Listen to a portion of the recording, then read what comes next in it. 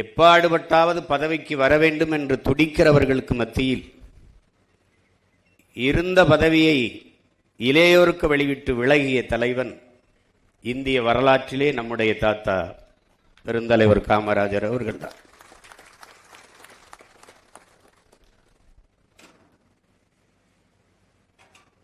வரலாற்றில் அவருக்கு சில பக்கங்கள் இல்லை, வரலாறு முழுக்கவே அவர் பக்கம்தான். காமராஜர் என்பது ஒரு பெயர் சொல்லல்ல, அது தமிழ் பேரினத்தின் அரசியல் சரித்திரம் என்பதை என் அன்பு பிள்ளைகள் அறிய வேண்டும். காலத்தின் கடைசி கருணை காமராஜர் என்கிறார் நம்முடைய ஐயா கவியரசு கண்ணதாசன் அவர்கள். அப்படித்தான் என்ன தோணுகிறது, இத்தனை ஆண்டுகளில் அவரை போல ஒரு தலைவர் எவரும் வந்துவிட மாட்டாரா என்று நாம் இன்னும் ஏங்கி நிற்கிற நிலையில்தான் நாடு மக்களும் நிற்கிறோம்.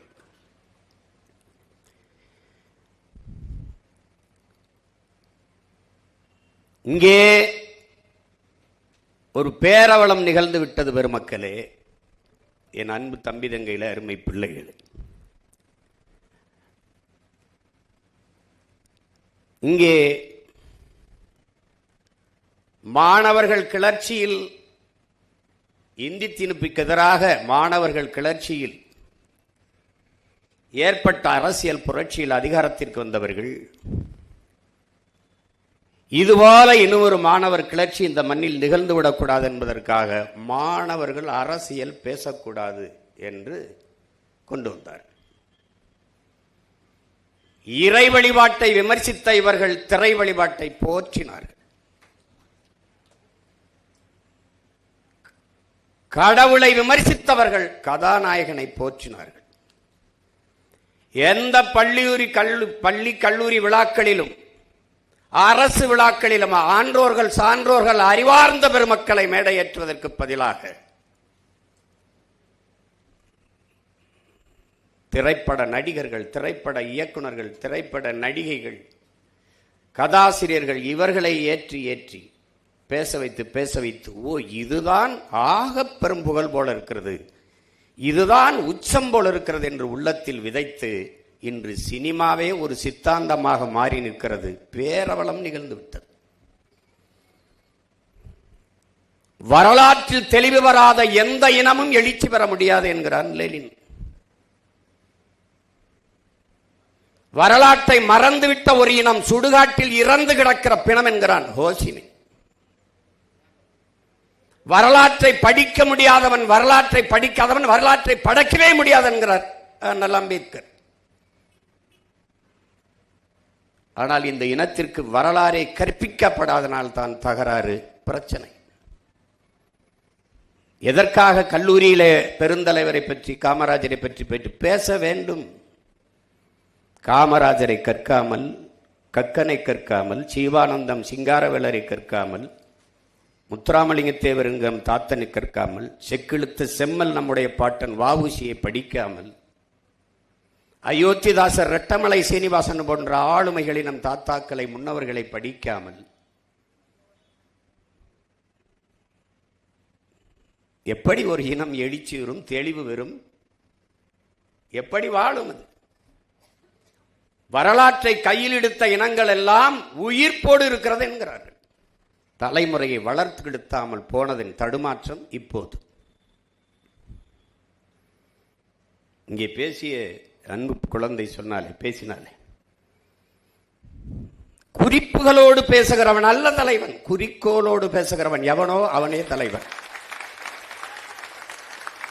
தாளில் இருந்து படிப்பவன் அல்ல தலைவன், தலையில் இருந்து பேசுகிறவன் எவனோ அவனே தலைவன்.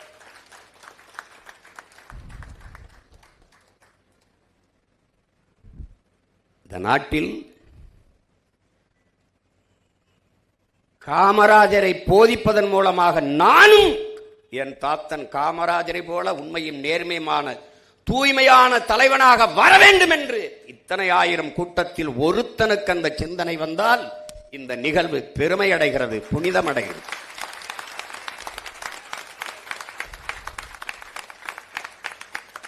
இது சினிமா கதையல்ல, வசனமல்ல என் உடன் பிறந்தார்களே. இது ஒரு தேசிய இனத்தின் காயம் தோய்ந்த, ரத்தம் சிந்திய, கண்ணீர் நிறைந்த வரலாறு. அதை கவனத்தில் வச்சுக்கணும்.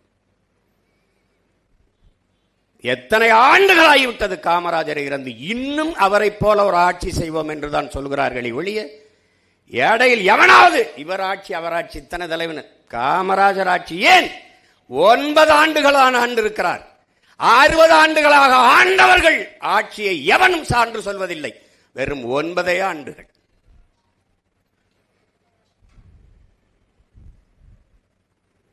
தனக்கென்று ஒரு துணையை கூட கட்டாதவன் தான் இந்த தமிழ் இனத்திற்கென்று பல அணைகளை கட்டினார்.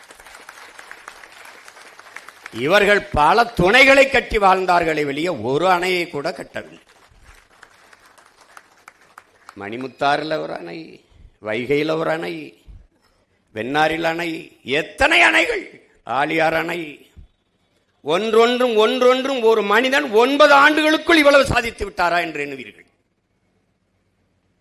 கல்வி கந்திறந்த காமராஜர் சொல்றாங்க. எழுத்தறிவித்தவன் இறைவன் என்றால் நம்முடைய எழுத்தறிவித்த இறைவன் நம்முடைய தாத்தன் பெருந்தலைவன் காமராஜ் என்பதை தமிழ் இளம் தலைமுறையினர் நினைவில் வைத்துக் கொள்ள வேண்டும். ஏடெடுத்து படிக்கிற நாட்டில் ஏடெடுத்து படிக்கிற ஒவ்வொரு மாணவ பிள்ளைகளும் நன்றியோடு நினைக்க வேண்டிய ஒரே மகன் பெருந்தலைவன் காமராஜ் மட்டும்தான்.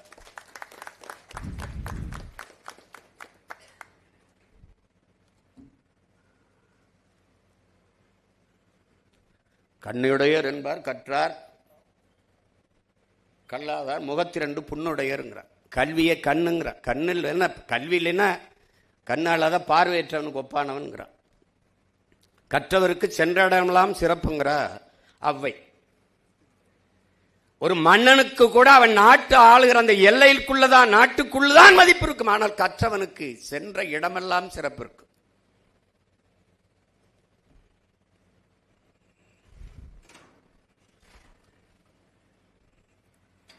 நீங்க யோசிச்சு பாருங்க. இங்க பேசினாங்க, இவர் கூட பேசினார், நம்ம தம்பி கூட, சூர்யா உதயசூரியன். கல்வி சிறந்த தமிழ்நாடு என்று பாரதி பாடினான். அவன் பாடி இறந்து 26 ஆண்டுகள் கழிச்சு தான் நாடே விடுதலை அடையுது. அதுக்கு பிறகுதான் தாத்தே முதலமைச்சராக ஆகிறான். அவன் வந்துதான் கல்வியில சிறக்குது. பாருங்க, இங்க எல்லாம் சொல்லிட்டாங்க எப்படி எல்லாம் படிக்க வச்சாரு, நம்மளை கல்வி கற்க வச்சாரு. கல்வியின் அவசியம் பாருங்க. அவன் ஏன் மகத்தான மாமனிதனா இருக்கிறான் பாருங்க. மனித மாண்பு என்னன்னா, மனிதனுடைய இயல்பான குணம் என்னன்னா, எனக்கு கிடைக்காதது இந்த உலகத்துல எவனுக்கும் கிடைக்கூடாது. இப்படிதான் எல்லா பேரையும் சிந்திப்பான். அப்படித்தானே சிந்திப்பான். எனக்கு 2 கண்ணும் போனாலும் பரவாயில்ல, என் எதிரிக்கு அந்த அயோக்கிய பேருக்கு 1 கண்ணாவது போயிடணும், இப்படிதான் நினைப்பான். ஆனால் உலகத்தில் இந்த மண்ணிலே ஒரே ஒரு மகன்தான் தனக்கு கிடைக்காத கல்வி என் நாட்டு பிள்ளைகளுக்கு கிடைக்கணும்னு நினைச்சான்.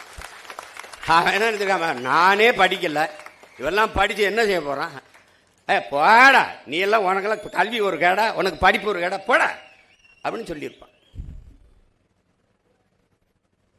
அப்படித்தானே? கல்வி மறுக்கப்பட்ட சமூகம் பல ஆயிரம் ஆண்டுகளான எத்தனை மன்னவர்கள், எத்தனை முன்னவர்கள், எவ்வளவு ஜமீன் திவான்கள், அப்போவெல்லாம் நமக்கு வந்து சேராத கல்வி ஒரு எளிய மகன், ஒரு சாதாரண மகன், அவன் வந்துதான் நமக்கு வந்தது.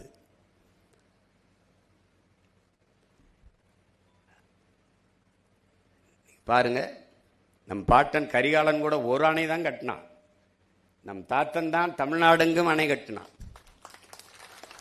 எத்தனை ஏரிகள், எத்தனை குளங்கள், எத்தனை கண்மாய்கள் அவன் உருவாக்கியது, எவ்வளவு சாலைகள் அவன் போட்டது. அவன் கனவு முழுக்க மக்கள், மக்கள் நலன், நலன் இருந்தது. எத்தனையோ தலைவர்கள் சிலையாக நிற்பார்கள். சிலையாக திருமணம் செய்யவில்லை, குழந்தை பெறவில்லை, ஆனால் சிலையாக நிற்கும் போது 2 குழந்தைகள் விரலை பிடித்துக் கொண்டு நிற்கிற சிலை உலக இந்த தமிழ்நாட்டில் நம்முடைய தாத்தன் காமராஜுக்கு தான். ஆழ்ந்த சிந்தனையாளன், பேரறிஞன், நேருக்கே ஆலோசனை சொன்ன நேரே பலன்னு திணறிட்டாப்ல. இந்த திம்மையா இந்த ராணுவ தளபதி ஒரு பேச்சும் கேட்க மாட்டார். சோகத்தில் இருக்காப்ல சந்திக்க போகும்போது, என்ன இப்படி ஒரு மாதிரி இருக்கீங்க? அவர் நேருக்கிட்ட என்ன தமிழ்லேயே பேசியிருப்பார், நல்லா இங்கிலீஷ் பேசுவாப்ல. பெரிய புலமை பெற்ற ஆங்கில மாதிரி இல்லை, கருத்தை கடத்திடுவார். இல்லைன்னா இந்திரா காந்தி, லால்பூர் சாஸ்திரி இவர்களையெல்லாம் பிரதமரை உருவாக்கி அவங்களோடலாம் பேசியிருக்க முடியுமான்னு பாருங்க. சாகும்போது தலைமாட்டில் ஒரு புத்தகம் இருக்கு, ஹிட்லரோட மெயின் கேம்புங்கிற வரலாறு, அவனுடைய பயோகிராஃபி தலைமாட்டில். நான் கூட என் நாடு என் மக்கள் எனது போராட்டம் தமிழ் பதிப்பை தான் படித்தேன். என் தாத்தன் தலைமாட்டில் வச்சிருந்த புத்தகம் மெயின் கேம்புங்கிற ஆங்கில பதிப்பு. அப்போ நேரு குழம்பிட்டாப்ல, என்ன செய்யலாம் அப்படிங்கும்போது சொல்கிறாப்புல, என்ன உங்கள் பிரச்சனை அப்படின்னு. திம்மையா பேச்சு கேட்க மாட்டார, கிருஷ்ணமேனன் அந்த ஒரு இராணுவ அமைச்சர் பேச்சு கேட்காம பெரிய குழப்பமாக இருக்குது காமராஜ். அப்படி அதுக்கு என்ன அப்படியா, ஒன்று செய்யலாம், ஒரு 2 மாதம் அவருக்கு விடுமுறை கொடுங்க, குடும்பத்தோட உலக நாடுகளுக்கு சுற்றுலா போயிட்டு வர சொல்லுங்கள், எல்லா நாட்டு இராணுவத்துக்கும் போயிட்டு வரட்டும். நீங்கள் ஒரு போன பிறகு முப்படைகளுக்கும் ஒரே தளபதின்னு இருக்கிறதுனால தானே பிரச்சனை. 3 படையாக பிரித்து, கடற்படை, வான்படை, காலாட்படை பிரித்து, அப்படி 3 படைக்கு வெவ்வேறு தளபதியை போட்டுருங்க. அவர் வந்த பிறகு இதில் ஏதாவது ஒரு படைக்கு தளபதி யாருன்னா 3 படைக்கு தளபதியாக இருந்தவர் கூச்சப்பட்டு வேணாம் பதவின்னு போயிடுவார், பிரச்சனை தீர்ந்துரும்னு கட்டி பிடிச்சது எனக்கு தோணலையேன்னு. அவன் நேரு பெரிய கல்வியாளன். பாராளுமன்றத்தில் நேரு பேச வந்தால் எந்த உறுப்பினர் வெளியில போக மாட்டான், அவ்வளவு ஆளுமையா பேசக்கூடிய பேராற்றல் கொண்டவன். பல ஆண்டுகள் சிறையில் இருந்தான். அவன் சொன்னா, இன்னும் எத்தனை ஆண்டுகள் வேணாலும் சிறையில் என்னை போடுங்கள், ஆனால் புத்தகத்தை மட்டும் என் கையில் கொடுங்க. அவ்வளவு பெரிய அறிஞனுக்கு அறிவு சொன்னவன் நம்முடைய தாத்தன் காமராஜ். சீனாவுக்கும் இந்தியாவுக்கும் போர் வந்துட்டது, இந்தியா தோக்குது. ஏன்னா சீனா உண்மையில ராணுவம் வச்சிருக்கு, உங்களுக்கு தெரியும் நினைக்கிறேன். அந்த நாட்டில் குடிமகனில் ராணுவ வீரன் என்று தனியா கிடையாது. ஒவ்வொரு குடிமகனும் ராணுவ பயிற்சி எடுத்திருப்பான், சிறந்து விளங்குவான் மார்ஷல் ஆர்ட்ல, தற்காப்பு கலையில். அவன் போர் வந்தா எல்லாரும் போரிடுவான், அவனை ஒன்றும் செய்ய முடியல. ரொம்ப வருத்தத்தில் இருக்காரு. அப்பவும் நம்ம தாத்தன் போயிட்டு, என்ன பிரச்சனை அப்படின்னு, சீனாவில் நம்ம தோத்து போயிட்டோம், நம்மகிட்ட ஆயுதங்கள் வலுவா இல்லை, வாங்கி சேர்க்கணும் அப்படின்னு. என்ன எங்கேருந்து வாங்கலாம், அமெரிக்காவிலேருந்து வாங்கலாம், வாங்க வேண்டியதானே. என்ன கேட்குறானோ அதை கொடுத்து, அதெல்லாம் கொடுத்துச்சு, பணம்லாம் போயிடுச்சு. நான் ராணுவத்தை அந்த தடவாள ராணுவ ஆயுதங்களை அனுப்ப மாட்டேங்கிறான், அதுக்கு கேரண்டி கேட்குறான். கேரண்டி கேட்குறானா? அப்படியா? அவன் கொடுக்க மாட்டானா? இல்லை, அங்கே இருக்கிற அந்த வங்கிகள்லாம் நமக்கு நம்மளை நம்பி கேரண்டி தரமாட்டுது, ஒப்புதல் தரமா இருக்குது அப்படின்னா. அப்படியா? இப்போ அவன் கடை ஏதாவது இங்கே இருக்கா கேட்குறாப்புல, அவர் மொழியில் கேட்குறாப்புல. அவன் அமெரிக்காரன் கடை எங்கேயாவது இருக்கா? ஆமாம் இருக்கு, அமெரிக்கன் எக்ஸ்பிரஸ் பேங்க்னு ஒன்று இருக்கு, அதை இழுத்து மூடுங்க, அதை சாத்துங்க. டே, எனக்கு கேரண்டி தராத பையன் நாட்டு கடை இங்கே எதுக்குடா இருக்குன்னு போடு அப்படின்னு கடையை மூட போட அவன் உடனே கையெழுத்த போட்டு சரச்சரன ஆயுதத்தை அனுப்பி விட்டான்.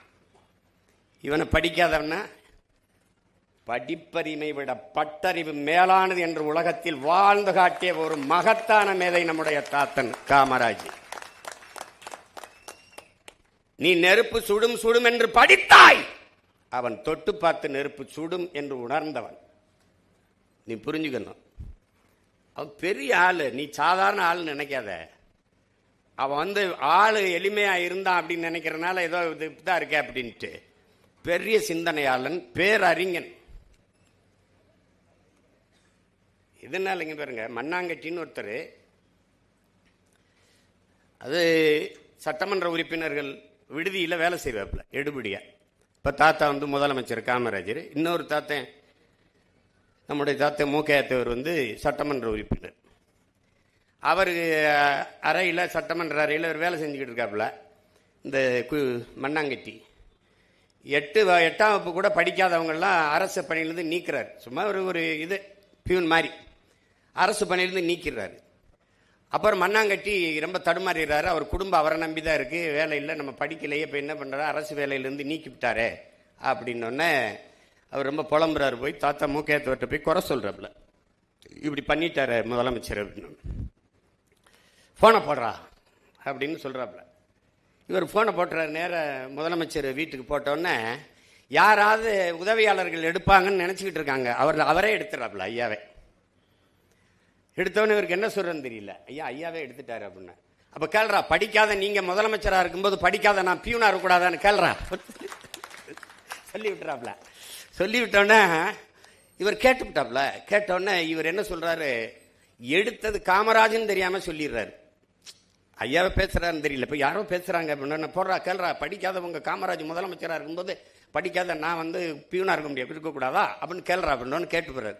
கேட்டனோடனே அப்படியா நீங்க யார் பேசுறிய ஆஹா அப்படின்னு வச்சுட்டு கொஞ்சம் அரை மணி நேரத்தில் போலீஸ் வண்டி வந்து நிற்குது. மண்ணாங்கட்டிங்க யாரு அப்படின்னு பதறிட்டாப்ல.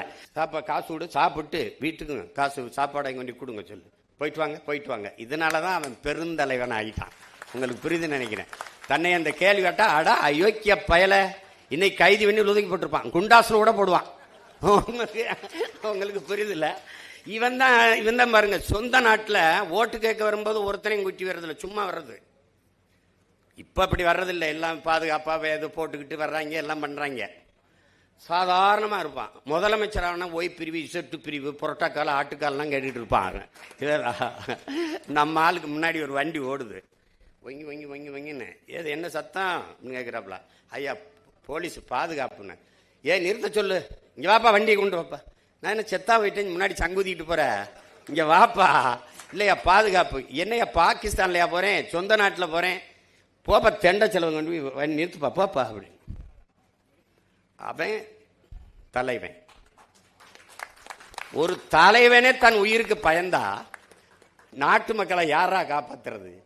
நான் என்கிட்ட கேட்பாங்க, உங்களுக்கு பாதுகாப்பு, நான் தாண்டா அந்த நாட்டுக்கே பாதுகாப்பு, எனக்கு எதுக்குடா பாதுகாப்பு?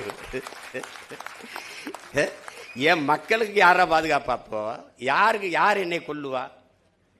பாருங்க, இப்படி இப்படி இப்படி வாழ்ந்த ஒரு தலைவர் இப்படிலாம் வாழ்ந்திருப்பாரா ஒருத்தன்? நீங்க கற்பனை கூட செய்ய முடியாது. உட்கார்ந்து ஒரு கதாசிரியன் திரைக்கதை எழுதினா கூட இவ்வளவு இப்படி ஒரு கதாநாயகனை நீங்க உருவாக்க முடியாது. அப்படி வாழ்ந்து காட்டிட்டவன், வாழ்ந்து காட்டிட்டவன். ஒரு ரெண்டு நிகழ்வு இல்ல, பேசிக்கிட்டே இருக்கலாம், பேசிக்கிட்டே இருக்கலாம். உங்களுக்கு பசி நேரம் ஆயிடுச்சு. நீங்க இன்னொன்னு கவனிக்கணும், ஒரு எப்படிப்பட்ட ஆள்னு பாருங்க, எவ்வளவு நகைச்சுவையான ஆள்னு பாருங்க. ஒரு இதுக்கு போறாப்ல, திருவண்ணாமலையில் தெல்லூர்னு ஒரு இடத்துல கூட்டம் நடக்குது. கூட்டத்தில் பொதுக்கூட்டத்தில் பேசிட்டு இருக்கிறப்பல பேச ஆரம்பிக்கிறாரு. எனக்கு பல தடவை இப்படி பழி வாங்கியிருக்காங்க, மைக்கு சொதப்புது. அது நம்ம 100 கூட்டம் பேசுகிற இடத்துல 2வது இதில் தொண்டையை பிடிச்சிக்கிறோம். அப்புறம் கரபுரன்னு ஐயா எம்ஆர்றத மாதிரி பேசிட்டு இருக்கணும். இவர் என்ன பண்ணுறாரு, மைக்கு யாரு நீயா, இங்கே வா, என்ன இப்படி மைக்கை வச்சிருக்க, இங்கே வா, இந்த ஆள் மைக் சரியில்லை, இனிமேல் யாராவது இவன்ட்ட மைக் செட் எடுக்காதீங்க, மேடை இல்லை தராப்ல, மைக் செட் எடுக்காதியப்பா அப்படின்னு. அந்த ஆள் பதறி போய், ஆத்தாடி ஐயாவுக்கு இப்படி சுதப்பிருச்சுன்னு அவசரமாக சரி செஞ்சு இது பண்ணோடனே மறுபடியும் பேசுறாப்புல. கொஞ்சம் நல்லா பேசிருச்சு. பேசி முடிச்சோடனே அவர் மூஞ்சி பார்க்குறாரு, பரிதாபம் வந்தோடனே, இங்கே வா இங்கே வாண்ணே, மேடைக்கு வா, அப்படி வா. இந்த ஆள் பாருங்க கெட்டிக்காரன், சிறாவில் பாருங்க, பேசாத மைக்க கூட பேச வச்சுட்டான் பத்தியலா. அதனால இனிமே இவரே கூப்பிடுங்க எல்லாருக்கும், எல்லாத்துக்கும் இவர் மைக் செட்டை எடுங்கன்றாப்ல. பாதிக்கப்பட்டுருவானா, உங்களுக்கு புரியுதா? அப்படி பாதிக்கப்பட்டுருவானா, எப்படி மண்ணாங்கட்டிக்கோ அப்படி. அப்புறம் ஒரு இதுக்கு போறாப்புல, இங்கன்னா இது தஞ்சாவூருக்கு சுற்றி பார்த்துட்டு வராப்புல. தஞ்சாவூர் பயணம் போயிட்டு வரும்போது ஒரு பழங்கால கோயில், அந்த கோயில் நல்லா கட்டியிருக்கு, பழங்கால கோயில். எத்தனை ஆண்டுகளுக்கு முன்னாடி கட்டினதுன்னு தெரியல யாருக்கும், யார் கட்டியிருப்பான்னு தெரியல. அப்போ நிற்கிற அதிகாரிகள்ட்டெல்லாம் கேட்குறாரு, இது யார் கட்டியிருப்பா, கட்டினது ஏதாவது அடையாளம் இருக்கா, கல்வெட்டில் ஏதாவது பேர் இருக்கானா? அதிகாரிகளுக்கு தெரியல, உள்ளூர்காரனுக்கு தெரியல, ரொம்ப நாள் வாழ்ந்தவனுக்கும் தெரியல, எவனுக்கும் தெரியல. இவ்வளவு காலமாக இருக்கிற இவ்வளவு பெரிய கோயிலை கட்டினவன் பேர் தெரியல, ஒரு மாதம் கூட ஒழுங்காக எரியாத அந்த டீப் லைட்டுக்கு உபயம் யாருன்னு எழுதி வச்சிருக்கான். ஒரு மாதம் கூட ஒழுங்காக எரியாது, அது இந்த டியூப் லைட்டை போட்டவன் பேர் எழுதி வச்சிருப்பான். புரியுதா உங்களுக்கு? அன்னைக்கு இத்தனை அணைகளை கட்டினவன் நம்ம தாத்தன் ஒரு இடத்துல காமராஜ் கட்டியதுன்னு போடல, இன்னைக்கு கக்கூஸ் கட்டினவன் பேர் கூட இருக்கு. அது பார்த்தீங்களா? ஐயா நீங்க சென்னை வண்ணாரப்பேட்டையில் கூட்டம் நடக்குது, மேடையில் பேசிட்டு திரும்பி வராங்க ஐயா. வரும்போது நடுவன் தொடர் வண்டி நிலையம், அது சென்ட்ரல் ரயில்வே ஸ்டேஷன் பக்கத்தில் வண்டி போகுது. ஏன் இந்த பக்கம் தான் திருப்புற, வண்டியை எங்கே கொண்டு போற அப்படின்னா, அது வேகமாக ஓடி போய் விக்டோரியா நினைவரங்கத்திட்ட மெமோரி ஹால்கிட்ட போய் போகுது, திரும்பி போகுது. நிற்கும்போது, ஏன் இந்த பக்கமாக சுற்றி வர, நீ போக்குவரத்து விதியை தானே பின்பற்றிருக்கணும், ஐயா இரவு 10 மணி ஆயிடுச்சுன்னா ஐயா கூட்டம் இருக்காதியா, நம்ம வாட்டுக்கு வேகமாக விறுவிறுன்னு போயிடலாம் இல்லையா. ஆள் இருந்தாலும் இல்லைனாலும் எது போக்குவரத்து விதியோ அதை தான் நீங்கள் கடைப்பிடிக்கணும். முதலமைச்சராக இருக்க நம்மளே கடைப்பிடிக்கலன்னா அப்போ நாடு மக்கள் எப்படி சரியாக கடைப்பிடிப்பான்? இன்னைக்கெல்லாம் முதலமைச்சர் பிள்ளைக்கு நடு ரோட்டில் ஓட்டப்பந்தயம் வைக்குது, இங்கிட்டு ஓடுது அங்கிட்டு ஓடுது, சைக்கிள் ஓட்டுறாங்க. நான்லாம் படுற பாடு. என் வீட்டு பக்கத்தில் தான் இவங்க எல்லார் வீடு இருக்கு.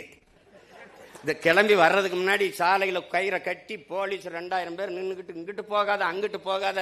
என்னைய பார்த்தோம் நான், ப்ளீஸ்ண்ணே என்ன செய்வான்னு தெரியலையே அப்படின்ட்டு, போய் தொலைங்கடா, என்னத்தே ஓட்டி தொலைங்கடா. கொடுமை.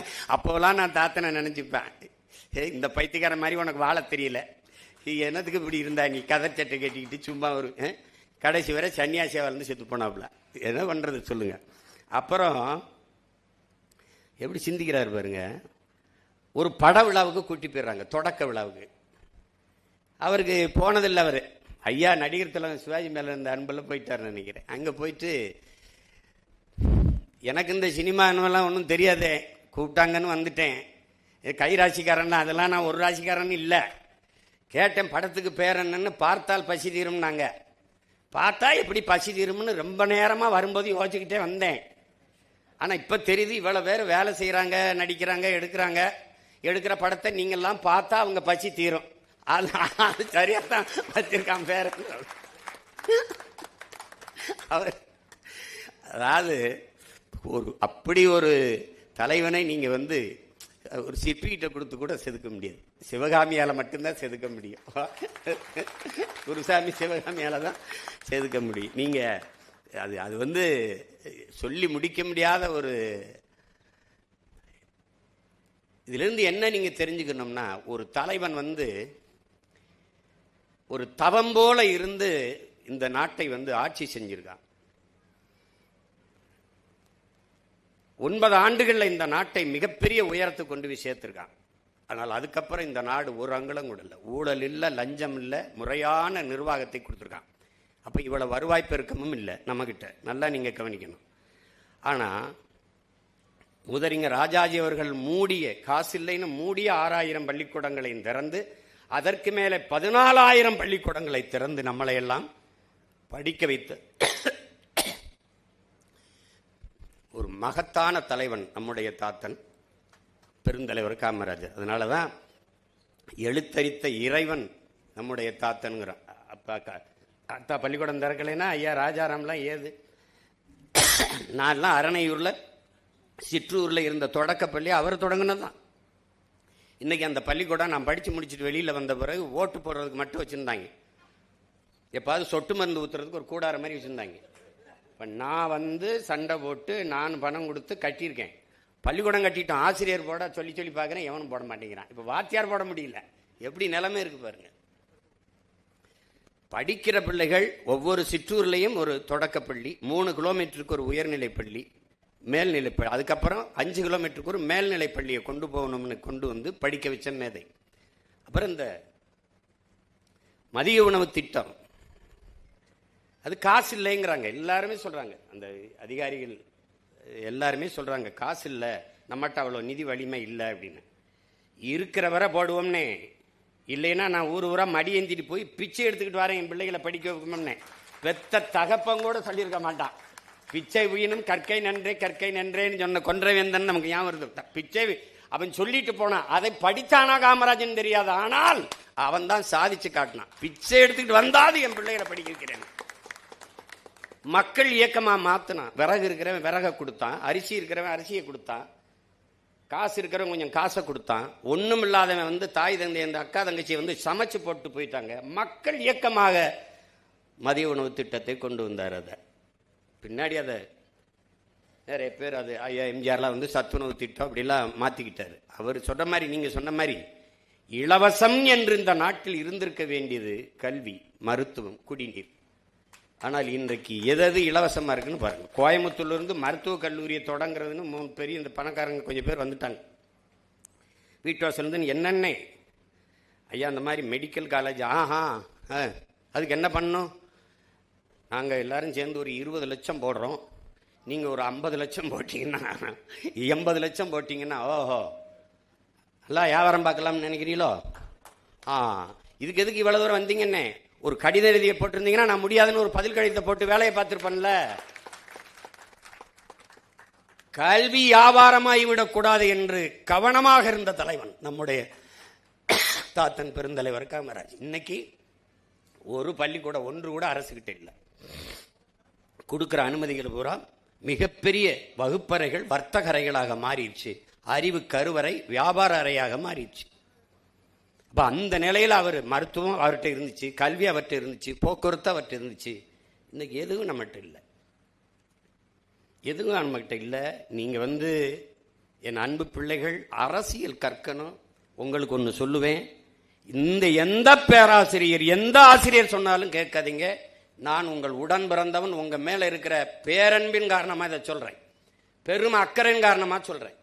அரசியலை கற்பிக்காதது கல்வியே இல்லை. அரசியலை தாண்டிய கல்வி உலகத்திலே கிடையாது.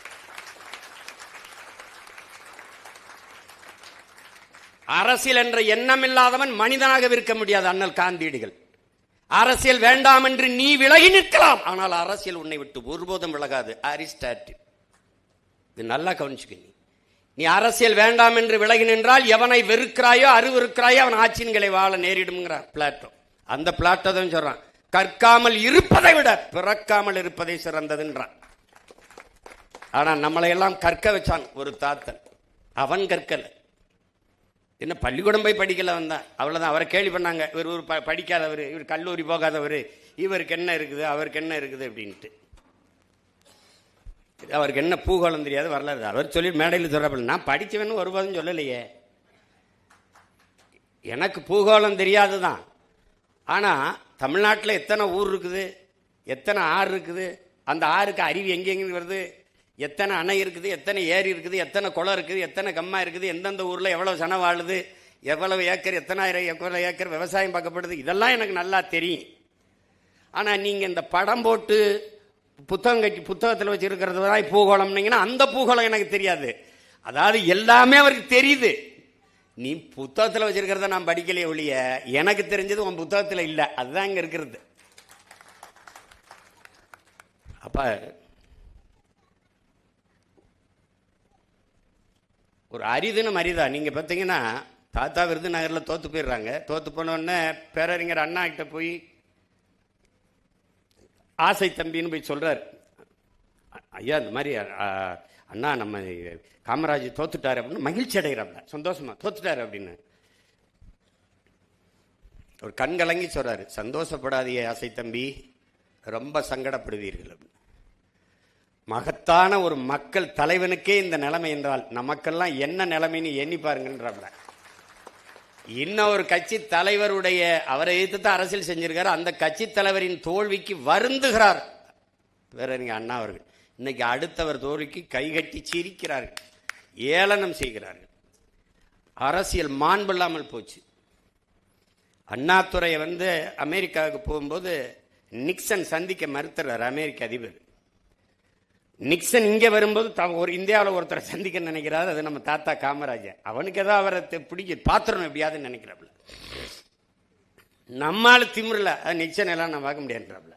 என்ன அப்படி சொல்லி அவர் அமெரிக்கா யாரா இருந்தா என்ன, நம்ம அண்ணாதுரையை சந்திக்க அவன் மறுத்துட்ட போது நான் ஏன் அவனை போய் சந்திக்கணும்? எப்படி பாருங்க, அண்ணாதுரை சந்திக்கலையா, நம்மளை சந்திக்கிறாரா, வெறுப்புக்காவது அவரை சந்திப்போம்னு நினைச்சு சந்திக்கிறாள் இன்னைக்கு இருக்கு. அவ்வளவு அரசியல் மாண்பும் நாகரிகம் கொண்டு அரசியல் தீண்டாமை துளியும் இல்லாத வாழ்ந்த பெருமக்கள் அன்று வாழ்ந்திருக்காங்க. அதனால மகத்தான தலைவர்கள்லாம் இந்த மண்ணில் வாழ்ந்திருக்கிறாங்க. அதுல நீங்க வரலாற்றில் காமராஜர்லாம் இன்னைக்கு பாடமாக இருக்குதா, படிக்க முடியுதான்னா எனக்கு தெரியல. நீங்க வள்ளுவத்தை திருக்குறளே படிக்க கற்பிக்க ஆள் இல்லை. இப்ப ரொம்ப கடினம்தான் நாட்டு நிலைமை. ஆனால் இதுக்கு ஒரு காலம் வரும், காலம் வரும்ல. பெருந்தலைவர் ஆட்சி மீண்டும் வரணும்னாலும் அவன் பேரன் ஆட்சி வந்தாதான் வரும். அது இல்லைன்னா கஷ்டம். படம் இல்ல காமராஜ் எங்களுக்கு, படம் இல்லை எங்களுக்கு, படிப்பினை பாடம் வரலாற்று பெருந்தடம் எங்களுக்கு காமராஜ். அது சிலை இல்ல, எங்கள் ஆள் மனதில் ஒவ்வொரு நொடியும் கொதிக்கிற உலை. அது உலை, அதை நீங்க புரிஞ்சுக்கணும். சும்மா ஏதோ வருஷத்துக்கு ஒரு தடவை மாலை போட்டு கும்பிட்டு போகிற கூட்டம் இல்லை இது. அவன் என்ன செஞ்சான்? அவன் நேர்வழி தடத்தில் பயணித்து இந்த நாட்டையும் மக்களையும் நல்வழிப்படுத்துவது ஒன்று தான் கனவாக இருக்கணும். அது இன்றைய தலைமுறை தமிழ் பிள்ளைகளுக்கு தேடி தேடி படிங்க. நீங்கள் பாடத்தை மட்டும் படித்தா அதுதான் அறிவு நினச்சிங்கன்னா கஷ்டம். அதுதான் அது கஷ்டம், அது ரொம்ப கடினம். அதை தாண்டிய கல்வி இருக்குது, அதை படிக்கணும். இன்னைக்கு சூழியல், அறிவு, பொருளியல் இதெல்லாம் நீங்கள் படிக்கணும். அரசியல் என்பதை ஒரு வாழ்வியல் என்று நீங்கள் உணருங்க. அறிவியல், புவியியல் போல வாழ்வியல். ஏன் அதை சொல்ற அண்ணே? உங்கள் வாழ்வில் பிறப்பிலிருந்து இறப்பு வரை அனைத்தையும் தீர்மானிப்பது அரசு. அந்த அரசை தீர்மானிப்பது அரசியல். அந்த அரசியலை நாம சரியா பண்ணல அப்படின்னா தடுமாறிடும். அதனால நீங்க என்ன படிக்கணும், அதுக்கு என்ன வேலை, அதுக்கு என்ன சம்பளம், அந்த வேலையை நீங்க எங்க பார்க்கணும், எல்லாத்தையும் அரசு தான் தீர்மானிக்குது. பிறப்பு சான்றிதழிலிருந்து இறப்பு சான்றிதழ் பெறுகிற வரை தீர்மானிப்பது அரசியல். அந்த அரசியலை கற்றுக்கொள்ளுங்கள், அதில் ஆழ்ந்த அறிவு தெளிவு பெறுங்கள். இல்லை என்றால் நாட்டை நீங்கள் நல்வழிப்படுத்த முடியாது. ஒரு பதறு சமூகமாக நாம் மாறிப்போம். இப்ப நமக்கு எந்த பெருமையும் வெளியில போய் சொல்ல முடியாது. நாங்கள்லாம் சேர சோழ பாண்டிய வம்சம், நாங்கள்லாம் தெரியுமா, எங்களுக்கு உலகத்துக்கு பொதுமறை தந்தவன், எங்களை போல ஆகச் செழுமையான இலக்கிய வளம் கொண்ட இனத்தை உலக வரலாற்றில் காட்டுங்கள். அதெல்லாம் ஒன்றும் பேச முடியாது, ஒரு பெருமையும் பேச முடியாது. நீ இப்ப இருக்கிற நிலைமையில நீங்கள அதெல்லாம் நீங்களடா அப்படின்னு. அதனால இத மறுபடியும் சொல்வேன். தமிழர் என்றொரு இனம் உண்டு, தனித்தே அவருக்கு ஒரு குணம் உண்டு. அமிழ்தம் அவரது மொழியாம், அன்பே அவரது வழியாம் நம்முடைய தாத்தன் நாமக்கல் கவிஞன் பாடுறான். தமிழன் என்ற ஒரு இனம் உண்டு, தனித்தே அவருக்கு ஒரு குணம் உண்டு. மானமும் வீரமும் அவருக்கு உயிரென்று உலகத்திற்கு காட்டியவன் என் உயிர் தலைவன் மேதகுவே பிரபாகரன் அவர்.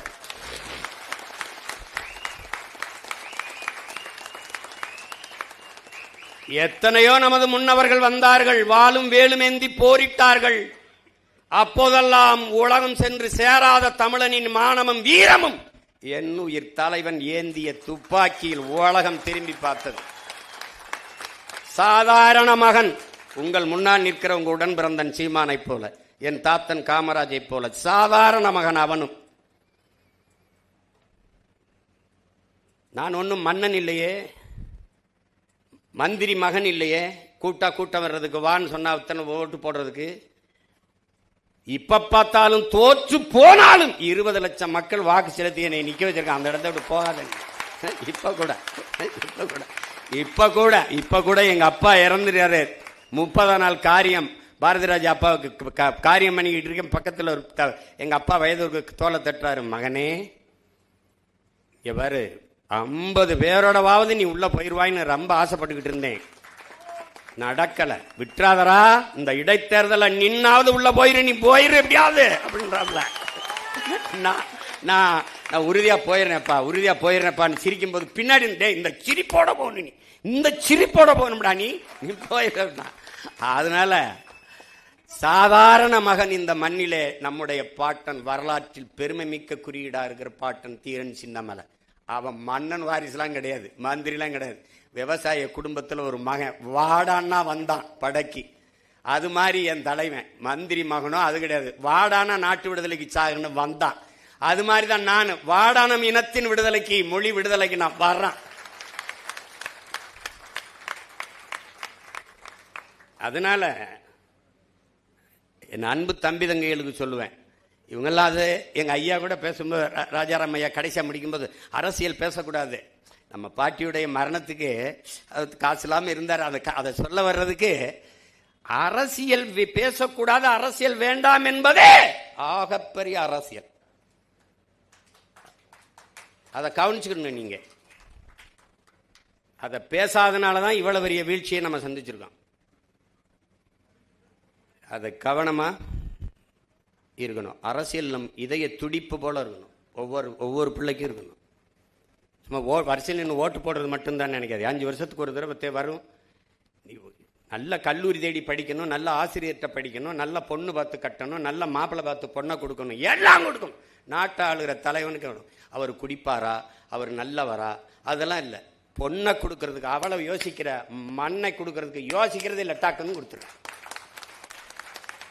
அதனால எவ்வளவு பிரச்சனைகள் வரும் நீ பார். இன்னொரு 4 வருஷம் கழிச்சு என்னை தேடி வருவே அவர், ஒவ்வொருத்தராக கூப்பிடுவா அவர், ஏப்பா அதனால் கொண்டு வாப்பா அப்படின்னு.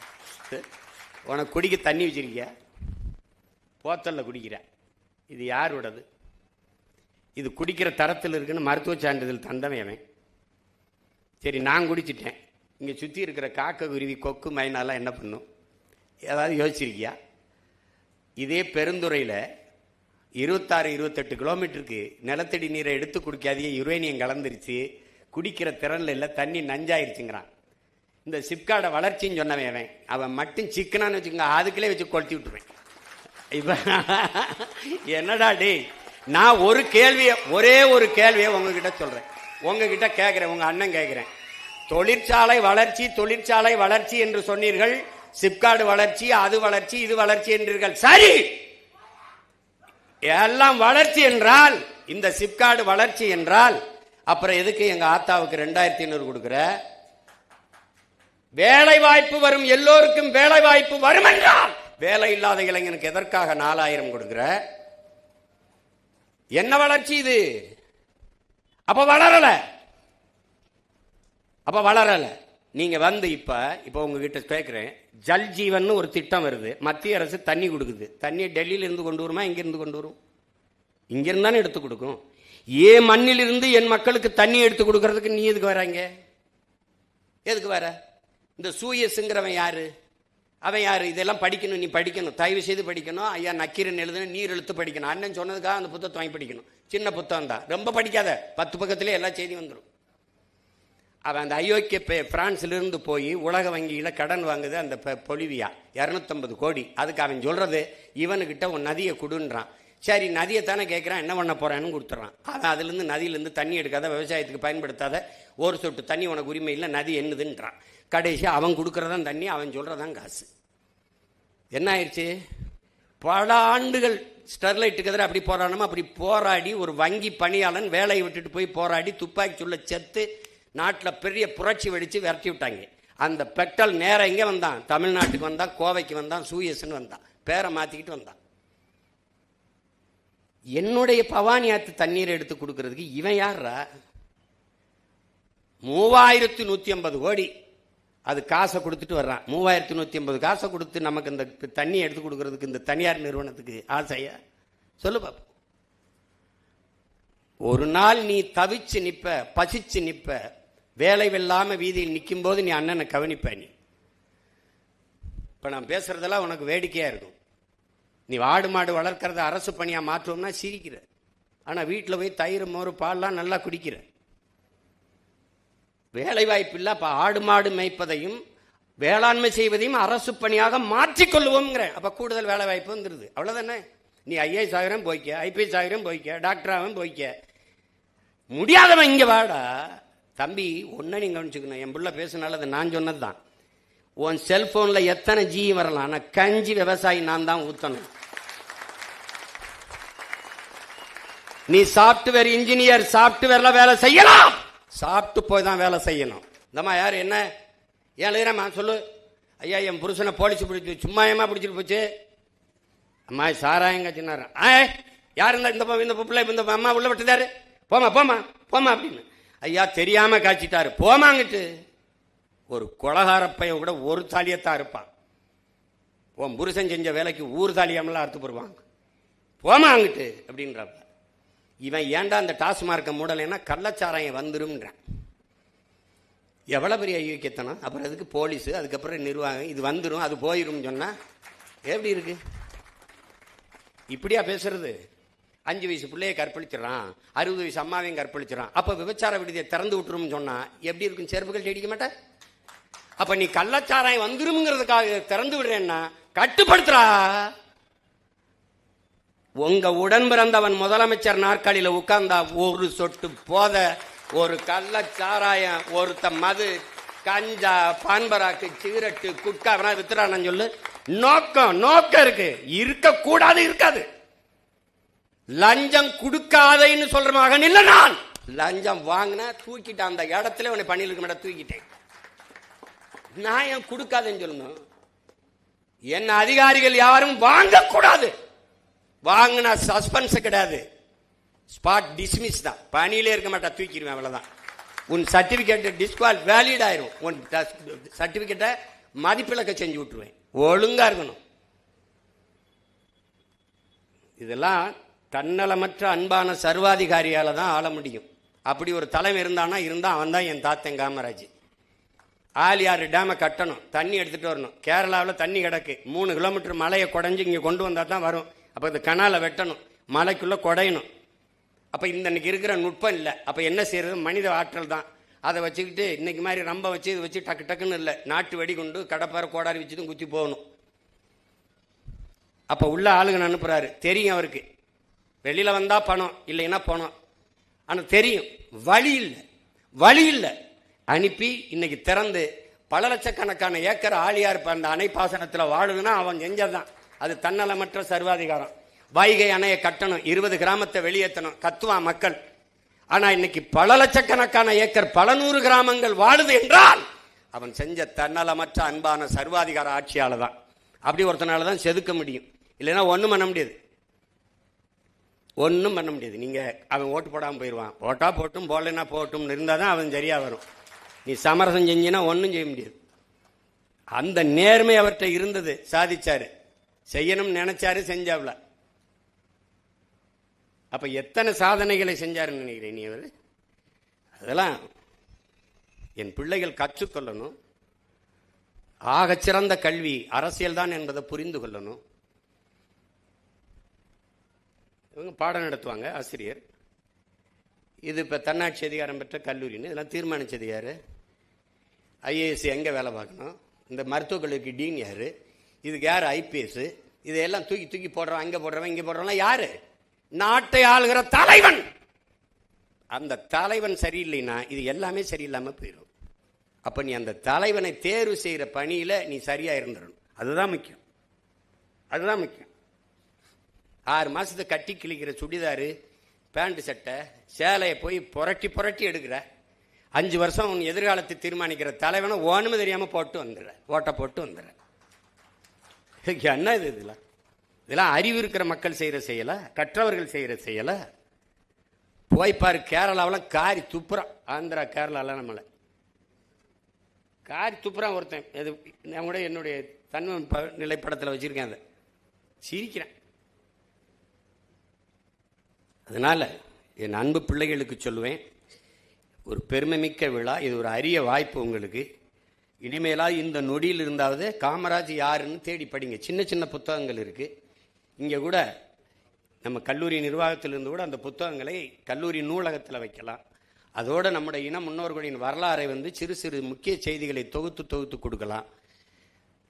அது சம்பந்தமாக மாணவர்களே பட்டிமன்றம், எப்படி இந்த பச்சை பிள்ளை இப்படி பேசுனா அது மாதிரி பேச வச்சு நம்முடைய பிள்ளைகளை தர்க்க அறிவை, தடையின்றி பேசுகிற ஆற்றலை அதை கொண்டு வரணும். அதை கொண்டு வர்றதுக்கு வளர்த்து எடுக்கணும். அப்படிலாம் நாங்கள்லாம் இல்லைன்னா இன்னைக்கு ஐயா ராஜாராம் மாதிரி நம்ம சிறைத்துறை அதிகாரி மாதிரியான ஆட்கள் எப்படி வந்திருக்க முடியும்?